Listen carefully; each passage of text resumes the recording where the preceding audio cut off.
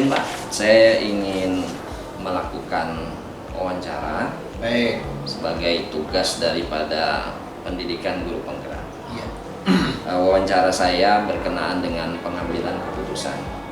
Iya. Sekalian wawancara, sekalian saya belajar dengan Bapak. Baik. Yang pertama, masalah-masalah di sekolah tentunya. Masalah di sekolah. Betul, banyak sekali yang Bapak temui. Nah, tapi saya khususkan pada hal-hal yang sifatnya dilema etika atau wujukan moral gitu ya. Artinya masalah-masalah yang memang ini benar, jadi menjadi dilema. Bagaimana Bapak mengidentifikasi masalah-masalah tersebut Pak di sekolah? Mohon izin. Baik, terima kasih Pak Agus atas pertanyaan sekaligus ingin tahu pendapat saya. Begini, pertama beberapa kesempatan yang saya lakukan ada segala permasalahan ataupun segala sesuatu yang memang dan harus ada keputusan. Untuk itu saya tentunya akan mengambil langkah-langkah. Yang pertama tentunya akan saya identifikasi kasus atau masalah ataupun prestasi atau apapun. Saya ambil contoh. Karena ini kita harus mencari yang terbaik kan. Tentunya kalau mencari yang terbaik pasti ada yang paling baik. Kalau saya ambil contoh, kalau saya menugaskan guru A atau guru B di dalam surat tugas, kepercayaan yang saya ambil, prestasinya bagus, loyalitasnya bagus, kinerjanya sama-sama bagus. Saya yakin dan percaya dari dua orang ini tadi atau dua guru tadi ini pasti ada punya kelemahan. Nah, bukan hanya dari sisi positifnya saja, tetapi ada sisi negatif dari dua pilihan ini yang perlu ditimbang. Nah, sehingga tentunya itu internal saya, keputusan saya kira-kira negatifnya yang paling banyak siapa? Kira-kira. Setelah mengidentifikasi, tentunya Bapak action ya. Ya. Setelah mengetahui masalah-masalah itu, bagaimana itu Bapak melakukan actionnya atau menjalankan keputusan Bapak itu supaya hal tersebut bisa berjalan dengan lancar? Baik, tentunya setelah saya identifikasi dua-duanya, katakanlah dua atau lebih ya, sehingga saya ajak komunikasi dulu. Saya ajak komunikasi perihal hal itu ya, komunikasi, dan tentunya nanti juga akan saya kasih musyawarah. Saya ajak musyawarah kalau begini dan sebagainya. Intinya saya memang selalu mengedepankan komunikasi Pak. Dalam mengambil keputusan, saya selalu ambil keputusan secara demokratis, termasuk saya melibatkan tim manajemen, kira-kira seperti itu. Apakah ada langkah-langkah atau prosedur yang memang sudah Bapak tetapkan, misalnya dengan melakukan undangan atau kemudian pemanggilan atau semacam apa Pak? Prosedur yang bisa disampaikan? Kalau ini namanya dilema ya, kemudian dilema dengan etika mengambil keputusan. Tentunya satu dari beberapa masalah yang saya lakukan, satu, jika ada dua atau lebih guru, pasti akan saya identifikasi tadi langkah-langkahnya, prosedurnya.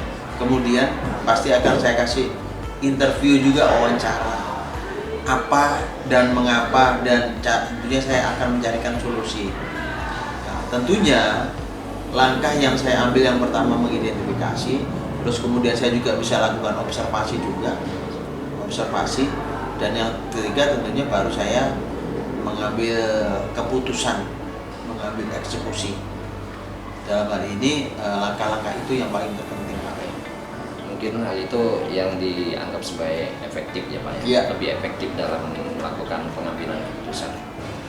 Kemudian misalnya nih Pak, ada masalah. Mungkin hari ini kita juga menemukan banyak masalah-masalah dilema ya Pak. Iya. Yang Iya. sejak tadi pagi saya mengikuti Bapak. Ya. Tentunya ini kalau saya lihat Bapak langsung menyelesaikan dalam sesingkat mungkin. Begitu ada masalah langsung. Apakah betul Pak pendapat saya nih Pak? Sebetulnya tetap saya mempelajari juga sih. Dalam mengambil keputusan tetap akan kita perlu belajar ya.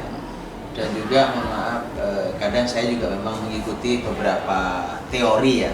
Teori-teori yang itu yang saya akan coba saya terapkan gitu. Contoh kayak misalkan hari ini ada sesuatu yang memang harus saya selesaikan. Saya harus gerak cepat. Karena apa Pak? Sebuah masalah kalau itu tidak segera diselesaikan akan berlarut-larut, pasti akan berdampak tidak baik. Maka dalam penyelesaian itu mohon maaf, kalau kata orang militer, kalau tentara, saya nembak duluan apa saya ketembak mati, seperti itu. Jadi prinsip itu tetapi saya tidak konyol, saya juga harus punya strategi yang memang harus itu bisa untuk kebaikan semua lah, kira-kira seperti itu. Ya istilahnya win-win solutionnya seperti apa, kita mencari solusi seperti itu. Apa faktor yang sangat mendukung keberhasilan kita dalam pengambilan keputusan? Apa ini dalam bentuk orang yang bisa membantu atau dalam bentuk hal-hal yang lain Pak? Faktor pendukung yang paling menentukan. Faktor pendukung tentunya ada dua Pak. Dari faktor internal dan eksternal. Dari internal sendiri memang dari kita yang pertama. Tapi yang kedua jangan salah bahwa dari faktor eksternal dari internal sendiri itu termasuk tim manajemen itu adalah membantu dalam tugas dan kerja saya, kira-kira seperti itu. Itu sangat penting. Nah, faktor eksternal itu bisa dari kurikulumnya juga bisa, dari faktor pemerintahannya juga bisa, termasuk dari masyarakat ataupun dari komite, Wak. Kira-kira seperti itu. Komite yang sangat terlibat di dalam sekolah kita ya Pak. Saya harus berusaha tetap menjaga tingkat emosional saya. Pertama, terus yang kedua, mudah-mudahan saya bisa selesaikan itu semua masalah. Baik Pak, saya kira apa yang sudah saya tanyakan itu sudah sangat mewakili. Mudah-mudahan saya juga selain mewawancara juga bisa belajar dari Bapak selaku pimpinan.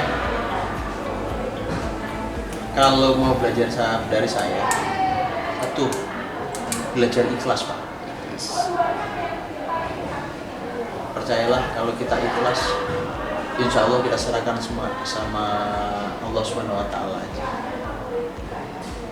Karena kalau ada beban, ada masalah atau semuanya, tetap kita ikhlas aja. Insya Allah akan tenang hidup kita. Jadi kalau udah ngomongin ikhlas, ya ikhlas waktunya, ikhlas hartanya, bendanya, ikhlas korban segala-galanya lah.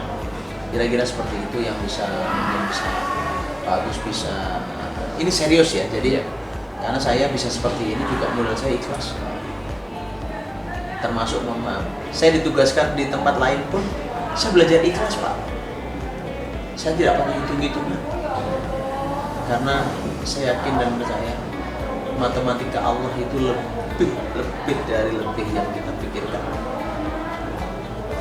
Matematika Allah.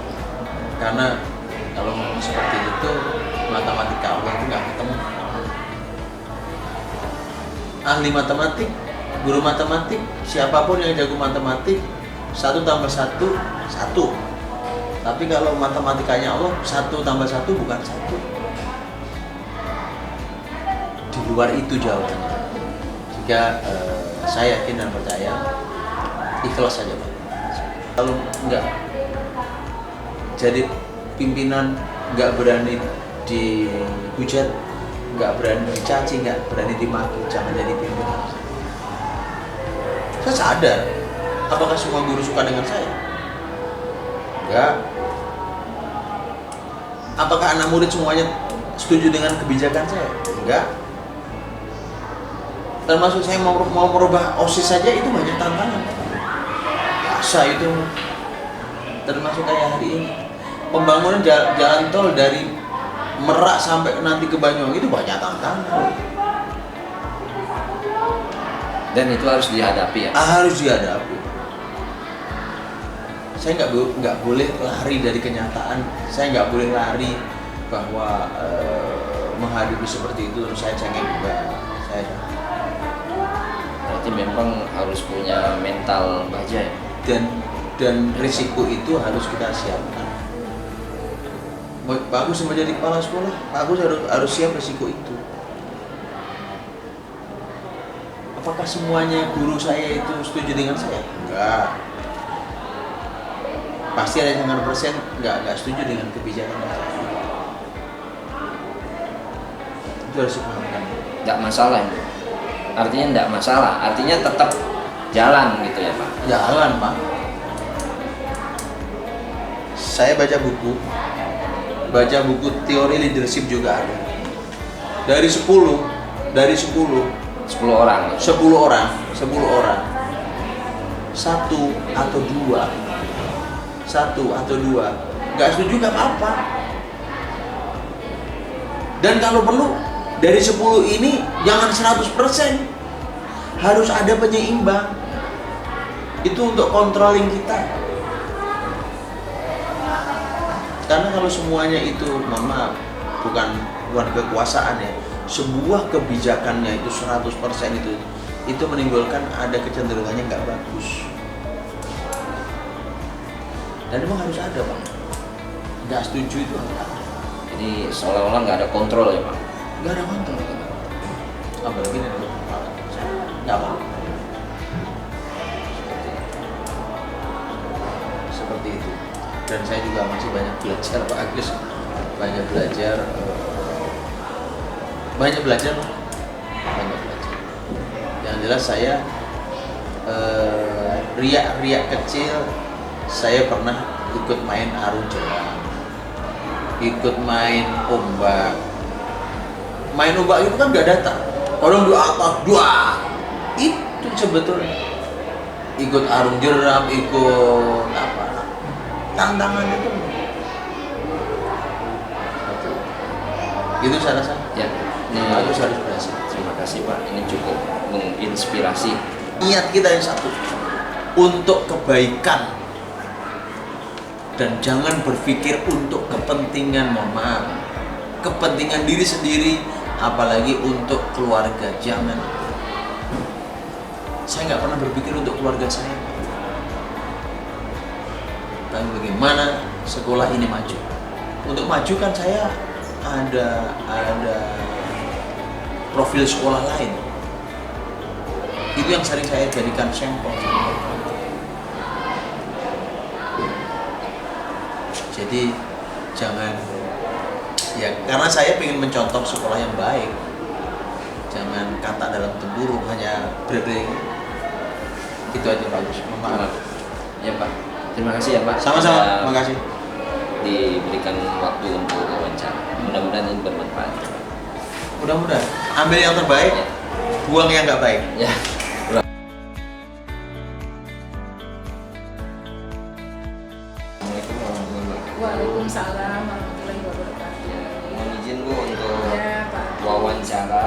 Kebetulan saya mendapatkan tugas untuk pendidikan guru penggerak berkenaan dengan pengambilan keputusan Bu. Ya, ya. Tentunya Ibu selaku pimpinan banyak sekali hal-hal yang berkenaan dengan masalah, khususnya kita ini fokus pada dilema etika dan rujukan moral ya Bu. Nah, saya sekaligus wawancara juga sekaligus belajar di sana. Nah, untuk pertama saya ingin menanyakan bagaimana Ibu mengidentifikasi masalah-masalah yang berkenaan dengan dilema etika atau rujukan moral. Ya, terima kasih ya Pak Agus, dan selamat ya untuk CGP-nya ya Pak Iya, Agus Bu. ya. Sama-sama. Kita bersemangat Terima kasih. Ya. sampai nanti ada pengukuhan menjadi guru penggerak ya Pak Agus ya. Amin amin Bu. Mudah-mudahan Ya, ya Bu ya. pokoknya semangat ya. Siap. Saya akan coba jawab ya Pak Agus ya. Pertama kali kita mengidentifikasi kasus yang termasuk dilema etika atau bujukan moral ya. Kita lihat dulu kasusnya itu, apakah dia salah versus salah, salah versus benar, atau benar versus benar ya. Nah kalau dia salah versus benar atau benar versus salah itu sudah pasti bujukan moral. Tetapi kalau benar versus benar itu adalah dilema etika. Jadi kita lihat dulu kasusnya seperti apa. Ya baik. Misalnya ini merupakan dilema etika ya Bu ya. Dilema etika. Bagaimana Ibu menjalankan hal ini? Ya. Terkait dilema etika ini namanya juga dilema ya Pak ya, agak susah ya mengambil keputusannya gitu kan. Yang menyangkut diri sendiri aja susah tuh kalau terkait dilema etika, apalagi yang dalam skala luas seperti di sekolah seperti itu ya. Tetapi kita mengidentifikasinya biasanya dari pihak sekolah itu kita lihat dulu yang mana yang lebih banyak mempunyai nilai kebajikannya. Nah biasanya itu yang kita putuskan ya, dan tentu saja kita akan ngobrol dulu dengan tim gitu ya, disosialisasikan ke guru-guru yang terkait dengan dilema etika ini, baru kita putuskan seperti itu ya. Baik Bu, untuk langkah-langkah atau prosedur?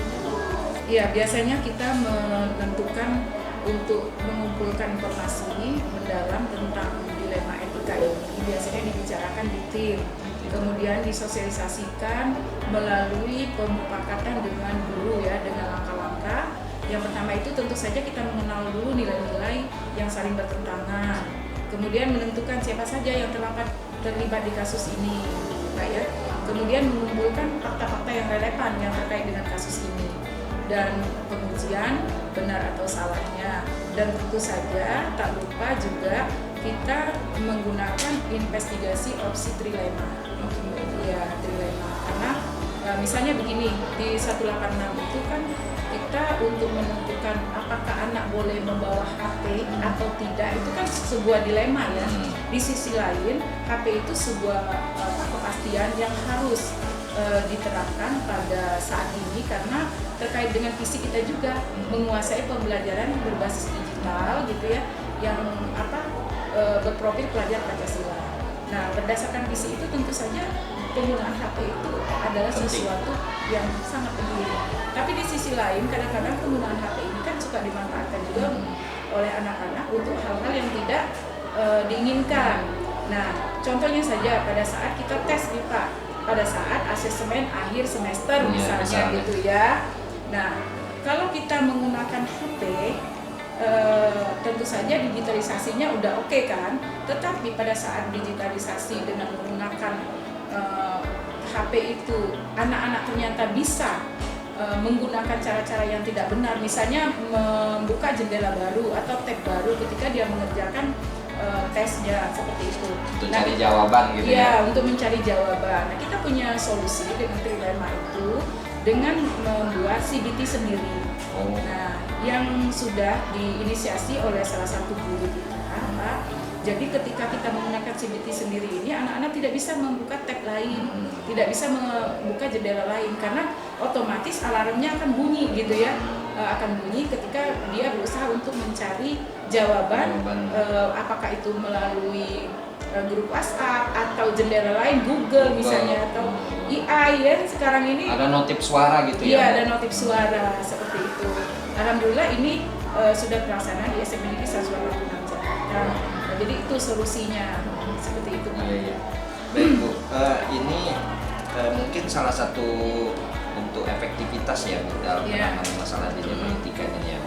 Mungkin selain itu ada hal-hal yang dianggap efektif Bu dalam penanganan. Iya, biasanya kita mengumpulkan informasi yang sebanyak-banyaknya ya dari kasus-kasus sebelumnya.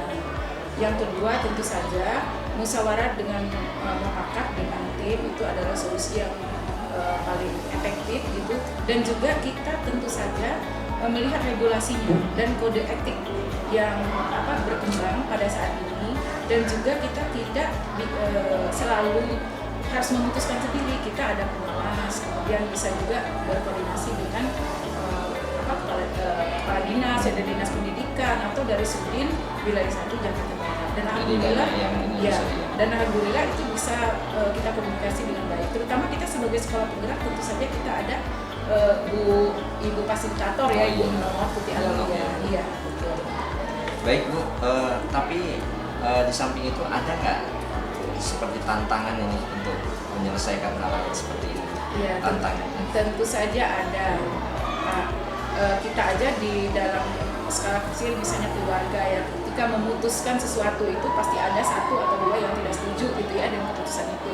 Nah demikian juga di sekolah seperti ini ya. Ketika kita memutuskan itu tidak otomatis semuanya itu akan bulat mufakat gitu. Termasuk Memang, guru ya? Termasuk guru. Pasti ada 1 atau 2 yang tidak bisa menerima keputusan itu karena kan ini benar dengan benar, ya kan, menurut versi yang menolak ini menurut dia benar dengan keputusan ini, tetapi yang lain juga benar gitu ya. Tetapi tadi kita berusaha untuk selalu melibatkan tim dalam hal ini dan selalu mensosialisasikan yang kita pilih itu adalah yang mempunyai nilai kebajikan yang lebih banyak, walaupun kedua-duanya itu tetap mempunyai nilai kebajikan seperti sudah itu. Bagus ya, Ya sudah bagus dan yang tidak bertentangan dengan regulasi seperti itu.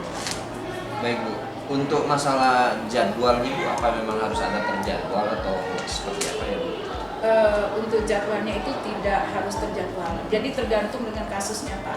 Kalau kasusnya itu memang urgent harus diputuskan ketika itu juga, biasanya kita dengan tim kecil saja. Tetapi kalau misalnya kasusnya itu agak memerlukan pemikiran yang lebih mendalam, tentu saja kita melibatkan guru yang lain dan semua stakeholder yang ada di SMP di 186 Jakarta.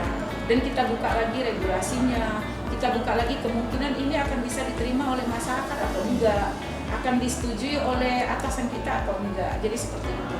Jadi memang kita bicarakan lebih mendalam lagi karena ini menyangkut sebuah keputusan yang mungkin nanti juga akan terpublish di media sosial dan lain sebagainya. Bisa viral gitu ya. Bu? Itu seperti itu.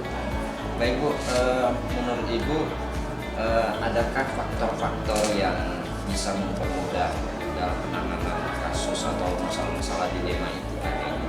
Entah berupa orang atau faktor yang lain? Iya. Yang pertama mungkin faktor yang bisa mempermudah kita membuat keputusan di dalam etika itu, yang pertama tentu saja regulasi. Kalau sudah berbenturan dengan regulasi itu sudah tidak bisa diambil lagi ya.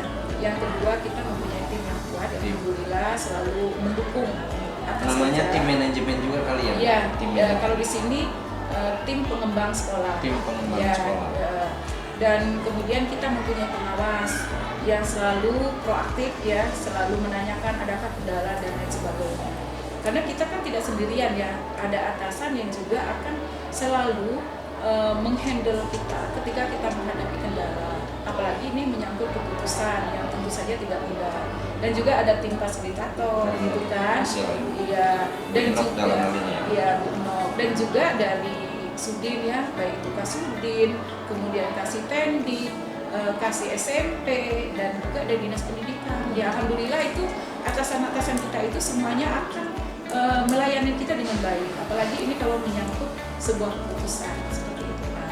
Baik Bu, menurut Ibu adakah refleksi dari hal yang bisa disampaikan berkenaan dengan dilema etika ya? Artinya pasti ya kita di sekolah itu pasti ada setiap masalah pasti ada ya. Menurut Ibu apa refleksinya buat kita ya? Iya, refleksinya barangkali ya Pak ya, kita harus sadar betul bahwa yang menyangkut dilema etika ini kita tidak bisa menyalahkan A dengan B gitu ya. Kalau misalnya kita sudah membuat keputusan, ada beberapa yang tidak bisa menerima, kita menganggap itu hal yang wajar karena mereka melihat itu dari perspektif dan yang lain seperti itu ya. Tidak ada yang benar dan tidak ada yang salah dalam hal ini. Jadi kita harus benar-benar menerima jika ada yang tidak bulat mendukung keputusan yang sudah kita buat, dan kita belajar dari hal itu. Yang kedua, kita harus memiliki tim yang kuat. agar apa yang sudah kita putuskan itu bisa tersosialisasi dengan baik ke semua stakeholder sekolah. Kemudian yang ketiga, kita harus menggunakan pendekatan dengan atasan kita yang terlibat langsung di dalam pembinaan sekolah. Barangkali seperti itu. Ini saya kira sudah cukup Bu, informasi yang saya perlu dapatkan dari Ibu. Mudah-mudahan ini selain sebagai tugas juga ini sebagai pembelajaran buat saya. Baik, Pak. Dan ini sangat menarik sekali dan menginspirasi. Mungkin ada yang Ibu bisa dapat sampaikan untuk pendidikan guru penggerak, nanti mungkin saya bisa. Ya, terima kasih juga ya Pak Agus ya sudah mengamanahkan wawancara ini ke saya ya sebagai salah satu kepala sekolah yang diwawancarai pada tugas yang diberikan kepada CGP. Ya, insya Allah Pak Agus akan terus bersemangat ya. Semoga kedepannya akan lebih baik. Semoga juga menginspirasi untuk guru-guru yang lain untuk terus gitu berkarya, menginspirasi dan menggerakkan baik itu guru-guru di sekolah sendiri maupun guru-guru di sekolah yang lain ya. Karena sebenarnya guru penggerak itu tugasnya adalah untuk menggerakkan. Pertama itu tergerak, menggerakkan gitu ya Pak ya. Tergerak, semangat terus ya. dan menggerakkan betul ya. ya. Saya juga ucapkan terima kasih ya Bu